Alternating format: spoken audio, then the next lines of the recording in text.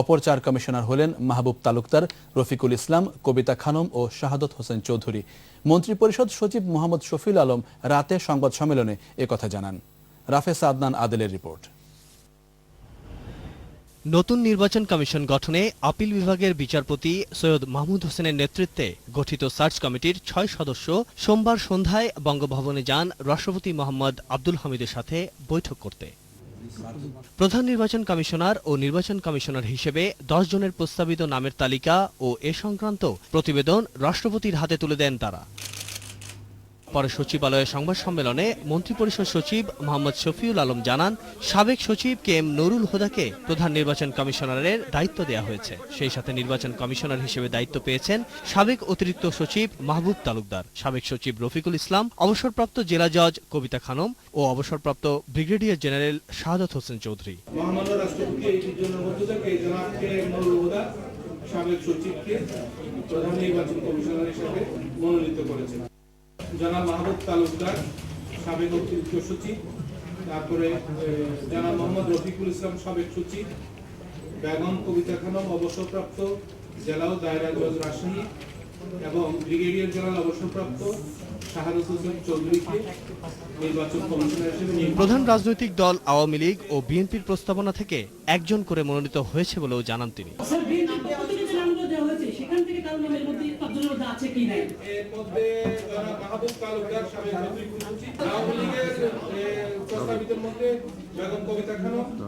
এই নির্বাচন কমিশনের অধীনেই পরবর্তী জাতীয় নির্বাচন অনুষ্ঠিত হবে।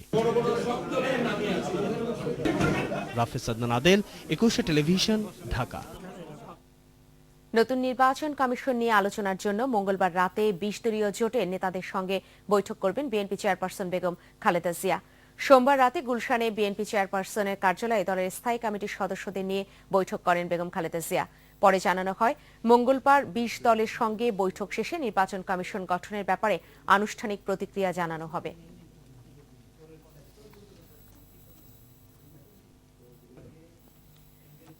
রিজার্ভের অর্থ থেকে $10 বিলিয়ন বাংলাদেশ সার্বভৌম সম্পদ তহবিল গঠনের নীতিগত সিদ্ধান্ত নিয়েছে মন্ত্রিসভা, যা জনস্বার্থে বৈদেশিক লেনদেনে ব্যবহার করা হবে। সোমবার মন্ত্রিসভার নিয়মিত বৈঠকে এই সিদ্ধান্ত নেওয়া হয়, তবে এজন্য একটি আইনও প্রণয়ন করতে হবে। এদিকে মানি লন্ডারিং ও সন্ত্রাসী কর্মকাণ্ডে অর্থায়ন প্রতিরোধে মিউচুয়াল ইভ্যালুয়েশন প্রতিবেদনের রেটিংয়ে বাংলাদেশ ভালো অবস্থানে থাকার বিষয়টি মন্ত্রিসভাকে অবহিত করা হয়েছে। বিস্তারিত জানাচ্ছেন মুহাম্মদ নুরুন নবী। অর্থনৈতিক কর্মকাণ্ডের পরিধি বেড়েছে, সেই সাথে বেড়েছে দেশের বৈদেশিক লেনদেনও। তবে ডলারের বিপরীতে টাকার মূল্যমান সমন্বয়ের সমস্যা হচ্ছে প্রতিনিয়ত। এ পরিস্থিতি কাটাতে বিভিন্ন মহল বিশ্বের অন্যান্য দেশের মতো পৃথক সার্বভৌম তহবিল গঠনের প্রস্তাব করে আসছিল গেল কয়েক বছর ধরেই। প্রধানমন্ত্রী শেখ হাসিনার সভাপতিত্বে মন্ত্রিসভার নিয়মিত বৈঠকে অবশেষে সেই তহবিল গঠনের নীতিগত সিদ্ধান্ত নেওয়া হলো। $10 বিলিয়ন তহবিলটি জনস্বার্থে উন্নয়ন কর্মকাণ্ড, এমনকি বিদেশি ব্যাংকের লোনের ম্যাচিং মানি সমন্বয়ে ব্যবহার করা হবে। পরে এ বিষয়ে সাংবাদিকদের অবহিত করেন মন্ত্রিপরিষদ সচিব। বছরে 2 বিলিয়ন করে 5 বছরে 10 বিলিয়ন সভরেন ওয়েলথ ফান্ড। এখন সম্মতি নেওয়ার পরে এটা আইন হবে, আইনের পরে নতুনভাবে আসবে। সরকার জনস্বার্থে যে কোনো বিনিয়োগে ব্যবহার করতে পারবে। আমাদের রিজার্ভ যদি 30-32 বিলিয়ন ডলার হয়, ওখান থেকে যদি আমরা $2 বিলিয়ন নেই, তাহলে খুব বেশি প্রভাব পড়বে না। মানি লন্ডারিং ও সন্ত্রাসী অর্থায়ন প্রতিরোধে বাংলাদেশ ভালো অবস্থানে আছে। এ সম্পর্কিত বাংলাদেশের মিউচুয়াল ইভ্যালুয়েশন চূড়ান্ত প্রতিবেদনের ফলাফল মন্ত্রিসভাকে অবহিত করা হয়। আমরা মানি লন্ডারিং এর ক্ষেত্রে ভালো করছি এবং আমাদের দেশে মানি লন্ডারিং নাই। এছাড়া বৈঠকে বাণিজ্য সংগঠন আইন, বাংলাদেশ চার্টার্ড অ্যাকাউন্টেন্টস আইন, কৃষিকাজে ভূগর্ভস্থ পানি ব্যবস্থাপনা আইনের খসড়াও নীতিগত অনুমোদন দিয়েছে মন্ত্রিসভা। মোহাম্মদ নুরুন নবী, 21 টেলিভিশন, ঢাকা। সাংবাদিক আব্দুল হাকিম শিমুল হত্যা মামলায় গ্রেফতার সিরাজগঞ্জের শাহজাদপুরের পৌর মেয়র হালিমুল হক মিরুর 7 দিনের রিমান্ড চাইবে পুলিশ। আদালত তাকে জেল হাজতে পাঠিয়েছে। গেল রাতে রাজধানী থেকে গ্রেফতারের পর মিরুকে সিরাজগঞ্জে নেয় পুলিশ। এদিকে হত্যা মামলার দ্রুত বিচার চেয়েছেন শিমুলের স্বজন সহকর্মীরা। সিরাজগঞ্জ প্রতিনিধি স্বপন মির্জা রিপোর্ট জানাচ্ছেন রাশিদুল আলম রাসেল। সোমবার দুপুরে সিরাজগঞ্জের চিফ জুডিশিয়াল ম্যাজিস্ট্রেট আদালতে হাজির করা হয় সাংবাদিক আব্দুল হাকিম শিমুল হত্যা মামলার প্রধান আসামি শাহজাদপুরের পৌর মেয়র হালিমুল হক মিরুকে। মামলার তদন্ত কর্মকর্তা আদালতে মিরুর 7 দিনের রিমান্ড আবেদন করেন। মামলাটি শাহজাদপুর কোর্টের আওতাধীন হওয়ায় বিচারক মোর্শেদ আলম আসামিকে জেল হাজতে পাঠানোর নির্দেশ দেন। প্রাথমিক জিজ্ঞাসাবাদে মিরু সাংবাদিক শিমুল হত্যার অভিযোগ এড়িয়ে গেছেন বলে পুলিশ জানিয়েছে। প্রকৃত তথ্য উদ্ঘাটনে তাকে রিমান্ডে নিয়ে জিজ্ঞাসাবাদ করা প্রয়োজন বলে জানিয়েছে পুলিশ। পরবর্তী যে আইনানুগ যে কার্যক্রম সেই কার্যক্রমগুলো আমরা পরিচালনা করব। পোস্টমর্টেমকালীন সময়ে ভিকটিমের মাথার মস্তিষ্কের ভিতরে যে একটা লেড বল পাওয়া গিয়েছে, এগুলো আমরা ব্যালিস্টিক পরীক্ষার জন্য সিআইডিতে পাঠাবো।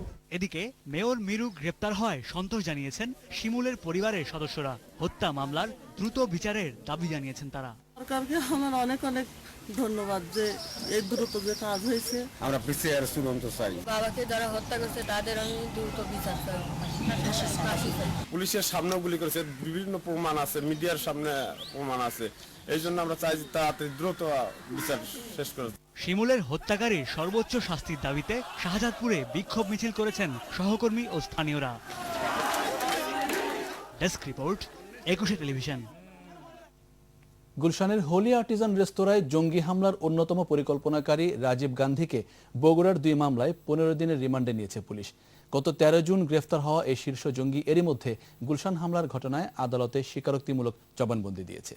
বিস্তারিত জানাচ্ছেন দীপু সারওয়াল। গত বছরের 1 জুলাই গুলশানে হোলি আর্টিজান রেস্তোরাঁয় জঙ্গি হামলার অন্যতম পরিকল্পনাকারী জাহাঙ্গীর আলম ওরফে রাজীব গান্ধী সোমবার বগুড়ার জ্যেষ্ঠ বিচারিক হাকিম আদালতে হাজির করা হয় তাকে। গত বছরের 3 এপ্রিল বগুড়ার শেরপুর ও 13 জুন শিবগঞ্জে সংঘটিত 2টি জঙ্গি হামলা মামলায় রাজীবকে গ্রেপ্তার দেখিয়ে 10 দিন করে রিমান্ডের আবেদন করে গোয়েন্দা পুলিশ। আদালত শেরপুরের মামলায় 8 দিন ও শিবগঞ্জের মামলায় 7 দিন করে রিমান্ড মঞ্জুর করেন। ঢাকা মহানগর পুলিশের কাউন্টার টেরোরিজম ইউনিট টাঙ্গাইলের এলেঙ্গা থেকে 13 জানুয়ারি রাজীব গান্ধীকে গ্রেপ্তার করে। এরপর 14 জানুয়ারি 8 দিনের রিমান্ডে নেওয়া হয় তাকে। 23 জানুয়ারি রাজীব আদালতে স্বীকারোক্তিমূলক জবানবন্দি দেয়। হোলি আর্টিজানে হামলা ও শোলাকিয়ায় ঈদের জামাতে হামলা চেষ্টার পাশাপাশি উত্তরবঙ্গের 22টি ঘটনায় জড়িত থাকার কথা সে স্বীকার করেছে। দীপু সারোয়ার, 21 টেলিভিশন, ঢাকা। বর্ষিয়ান রাজনীতিবিদ ও আওয়ামী লীগের উপদেষ্টা মণ্ডলীর সদস্য সুরঞ্জিত সেনগুপ্তের প্রতি শেষ শ্রদ্ধা জানিয়েছেন সিলেট ও সুনামগঞ্জের সর্বস্তরের মানুষ। এরপরই অনুষ্ঠিত হয় শেষকৃত্য।